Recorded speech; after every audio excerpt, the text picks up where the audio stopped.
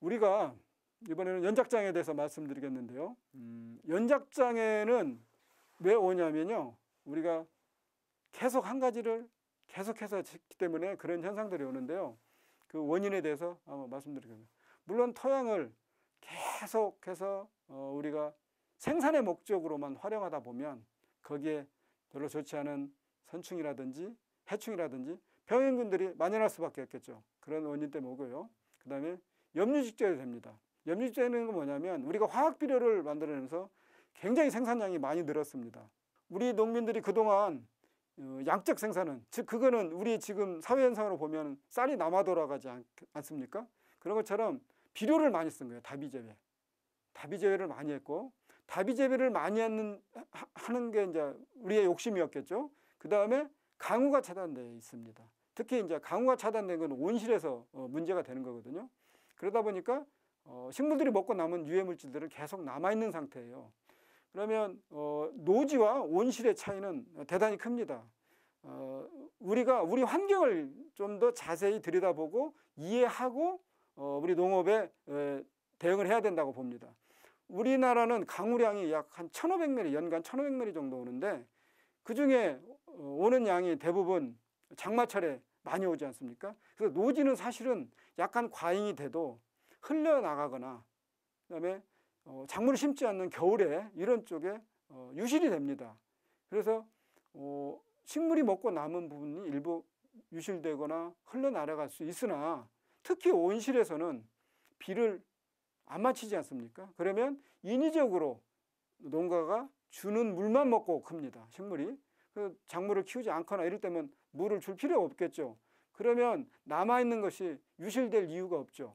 그래서 염류직접이 돼가지고 우리 몸에 좋지 않는 불순물이 쌓이듯이 땅에도 그런 현상이 나온다. 이런 얘기입니다. 그 다음에 작부의 단순화는 뭐냐면 예전에는 소량 다 품목을 재배했으나 요즘은 생산도 많이 전문화되어 있습니다. 고추만 전문으로 하거나 토마토를 전문으로만 하거나 뭐 각종 전문으로만 하다 보니까 한 가지 작물만 계속해서 하기 때문에 연작장애, 기지현상이 나오는 것이죠. 기지현상이라는 것은 한 가지 품목을 연속해서 지면 생산성이 떨어지는 그런 현상을 말합니다. 그다음에 토양 구조의 파괴가 되겠습니다.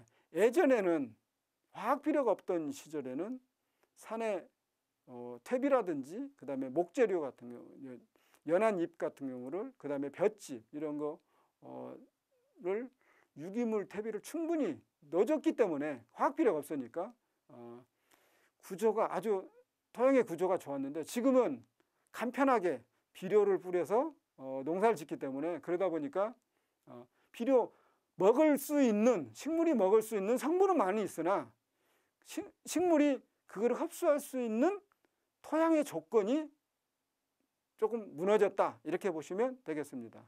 그로 인해서 특정 원소가 과다하거나 이런 현상이 나옵니다. 그리고 예전에는 논밭을 어떻게 갈았습니까?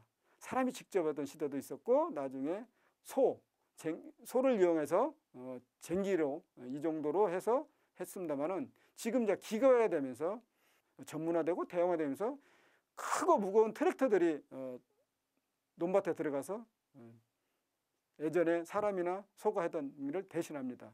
위에 약 표면으로부터 약 30에서 40cm까지 정도는 기계로 부드럽게 땅을 노타리 친다고 그러죠. 부드럽게 할 수 있으나 그 큰 기계가 계속 다짐으로써 밑에 50 내지 7, 80cm 밑에 정도는 땅이 단단하게 굳어져 버리는 경마층이 생겨서 위에 물이 많았을 때 밑으로 잘 스며들지 않고 밑에 고이기 때문에 그 밑에 있는 뿌리들이 썩는 현상, 그런 기계와 경반층이 나오기 때문에 연작장애가 발생하고 그럽니다.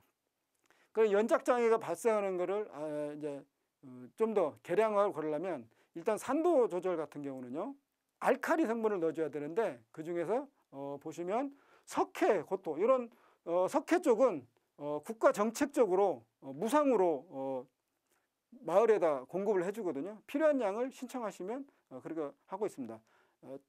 앞서 말씀드렸지만 친환경 농업 육성법이라든지 그런 것들이 뒷받침되어 있기 때문에 이런 것들은 걱정 안 하셔도 됩니다. 근데 여기서 생색회라든지 이런 걸 이 산도 올리는 건 쉽지 않은데 과잉을 하면 땅이 굳어져 버리는 현상도 나오거든요. 이게 조심하셔야 되고 폐화석 같은 경우는 조개 껍질 같은 경우를 고온으로 구워서 빵구어 놓은 거거든요. 아주 미세하게 참 좋습니다만은 좀 가격이 조금 비싸다 이런 단점이 있습니다.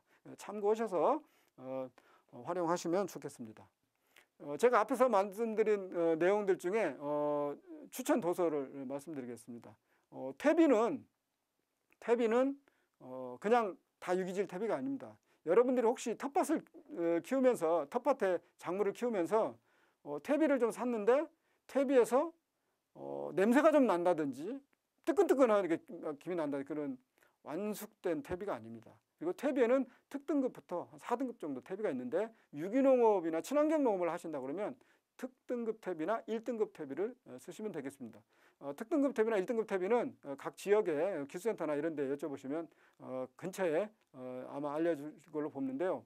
그런 특등급 퇴비, 좋은 퇴비 내지는 1등급 퇴비를 만드는데 아주 자세한 그림이 나와져 있는 게 땅심 살리기라고 하는 이런 퇴비 만드는 책을 비용도 얼마 비싸지 않으니까 활용해 보시면 좋고요. 이 흙 아는 만큼 베푼다. 농촌진흥청에 오래 근무하신 이현주 박사께서 아주 이해하기 편하게 음이온과 양이온에 관련된 그런 비료 성분이라든지 이런 부분들을 남과 여로 이렇게 표현을 해서 아주 초보자들도 이해하기 편하게 아주 기본적으로 농가들한테 정말 도움되는 책들이어서 소개해 드립니다. 자, 이번에는 병해충 관리에 대해서 설명해 보도록 하겠습니다. 우리가 병은 당연히 어디나 병은 있을 겁니다. 뭐 이제 곰팡이도 있을 거고 다른 것도 있겠죠. 그다음에 그 병이 있는 것이 감염이 될 대상 식물이 있어야겠죠. 토마토가 됐던 고추가 됐던 뭐 꽃이 됐던 어떤 게 됐던 그다음에 이걸 조장할 수 있는 환경이 또 만들어져야 되겠죠. 자, 저도 일부 몇 년은 관행농사하면서 어떤 거에다 집중을 했냐면요. 자, 우리가 일반 농사는 병균이 생기면 그 병을 잡는 쪽에다가 집중을 해요. 즉 화학농약을 투입을 해서 병균을 죽이는 쪽에 많이 지금 우리가 일반 농사를 많이 그렇게 하고 있지 않습니까? 그러나 그런 병균 쪽에다가 많이 해도 완벽하게 없앨 수 있습니까? 그렇지 못하겠죠. 그러면 꼭 어딘가 또 감염된 식물이 있어요. 이 식물을 전부 없애면 좋겠습니다만은 너무 많이 없애버리면 경제적으로 손실이고 큰 농사에 어려움이 생길 수도 있지 않습니까? 요거는 뭐 친환경을 하든 관행을 하든 없으면 좋으나 일부 뭐 유기농이나 관행 상관없이 빨리빨리 제거하는 게 저는 좋다고 생각합니다. 우리 유기농 특히 친환경하는 농가들은 어디에 좀 더 관심을 갖고 대응을 하냐면요. 환경입니다. 자, 곰팡이가 생기는 조건은 습한 조건이 아니겠습니까? 그래서 온도나 생산성을 위해서 많이 심거나 이런 것보다는 좀 더 적절한 면적에 좀 덜 심고 그 다음에 크게 생산성은 좀 떨어지나 식물의 치명적인 그런 온도까지 떨어지지 않는 범위 내에서 좀 더 환기를 더 시키거나 이런 예방적인 차원에 주로 많이 관심을 갖는 게 우리 친환경 농업을 하시는 분들의 대부분이라고 생각하시면 되겠습니다. 어느 것 하나 하나만 완벽하게 하면 뭐 되지는 않지만 집중적으로 하는 게 어느 쪽인가를 이렇게 이해하시면 되겠습니다. 병충해를 방지하는 데는요, 우리가 여러 가지 방법이 있습니다. 그러면 어떤 방법으로서 병충해를 방지하는지 하나하나 설명해 드리도록 하겠습니다. 접촉독이라는 거는 뭐냐면요, 우리가 일반으로 쓰는 관행 농사에서 가장 많이 쓰는 방법이라고 생각하시면 되겠습니다. 자, 우리가 고추밭에, 토마토밭에 벌레가 들어왔어요. 그러면 일반적으로 우리가 살충제를 친다고 그러죠. 그 살충제는 그 해당 해충에 몸에 맞히는 겁니다. 자, 그러면 한번 생각을 해보시게요. 우리가 모든 해충들, 자, 꽃 속에도 들어있고, 자, 밑에 잎 뒤에도 들어있고, 꼭대기에 있는 생장점 있는 데도 있고, 되도록이면 군데군데 숨어 있는 거를 어떻게 다 농약을 묻혀서 그 해충들을 잡아내겠습니까? 그리고 또 알 속에 들어있을 수도 있고, 그래서 주기적으로 농약을 할 수밖에 없는 게 이게 관행의 농법입니다. 친환경에서도 살충제가 있는데요. 이 님이라는 그 안전한 식물 추출물이거든요. 제충국, 국화과에 있는 그런 식물에서 추출된 친환경 약재가 있습니다. 네. 친환경 농업을 한다고 해서 꼭 벌레가 생기면 그렇게 하느냐? 네. 접촉독은 사실은 가장 마지막에 쓰거나 쓰지 않고 농업을 갈아엎어서 하던 걸 다시 하거나 마지막 선택이라고 보시면 되겠습니다. 저희 친환경 농업에서는. 자, 그러면 그 다음에 섭식독이 있는데, 섭식독은 뭐냐면요, 우리가 애벌레가 사실은 잎을 갉아먹고 토마토를 파서 안으로 파먹고 들어가고 줄기를 갉아먹고 이러지 않겠습니까? 접촉독에서 다 못 맞추기 때문에 그들은 어쨌든 섭식 활동을 합니다. 그래야 나중에 본인이 그 충이 더 성장을 해서 나방으로 커가지 않겠습니까? 결국은 먹이 활동을 하기 때문에 그냥 입에다가 뿌려만 놓으면 애벌레는 먹으면서 자연적으로 그 성분을 자기가 섭식을 하게 됩니다. BT제, 바실러스균이 들어있는 그런 BT제 미생물제들이 이제 그런 역할들을 합니다. 그래서 접촉독보다는 섭식독을, 물론 섭식독만 가지고 모든 해충을 다 해결하는 게 아니라 특히 잘 듣는 나방류 정도는 섭식독이 굉장히 효과적이다. 저는 효과를 많이 봤습니다. 그 다음에 호흡독은 참고로 말씀드리면 관행농사를 하더라도 사실은 온실 안에서 노지에서는 좀 어렵습니다. 연기는 바로 날아가 버리기 때문에 온실에서는 예전에 정말 고독성 농약 같은 경우는 아주 저렴한 방법으로 500평 정도의 유지 한 병, 500ml 유지 한 병 갖고도 모든 해충을 죽일 정도로 독한 그런 호흡독, 즉 가스를 마시게 해서 죽이는 이런 용어로 이해하시면 되겠습니다. 그 다음에 도포제는 무엇이냐? 도포제는 말 그대로 씌우는 겁니다. 씌우는 겁니다. 자, 접촉독에서는요, 맞으면 강하게 맞으면 죽고 약하게 맞거나 그 다음에 알 속에 있거나 그러면 뭐가 생기냐면 내성이 생깁니다. 좀 더 강한 해충들이 자꾸 나오게 되는데 이 도포제의 장점은 또 뭐냐면요, 그겁니다. 꼼짝 못하게 하는 겁니다. 다시 말해서 어떤 현상이라고 보시면 되냐면요, 우리 그 바닷가에 배가 침몰하거나 유조선이 충돌해 가지고 기름 유출 사고가 많이 나지 않습니까? 그러면 화면에서 보면 물고기라든지 거기 사는 조류들이 기름에 쪄들어 가지고 날개도 못 움직이고 꼼짝 못하고 있지 않습니까? 그런 거나 마찬가지입니다.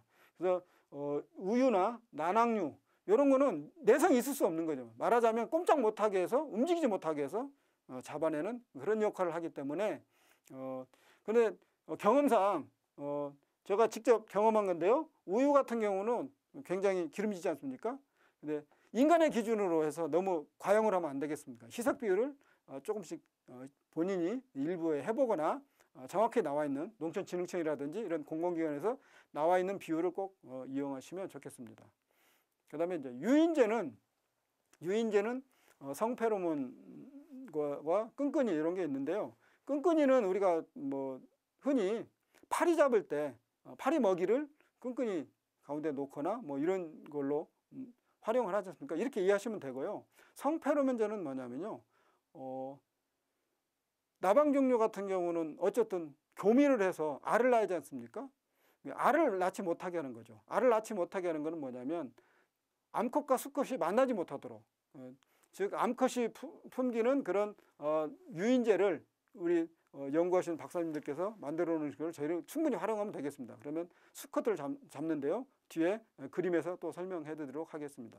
그 다음에 이제 생물적 천적을 활용하는 방법인데요, 많은 게 있습니다만 대표적으로 장립노린제, 그 다음에 무당벌레. 장립노린제는 아마 농업에 아직 안 해보신 분들은 특히나 또 유기농업에 관심이 아직은 안 갖고 계신 분들은 잘 모르실 테고, 무당벌레는 다 알지 않겠습니까?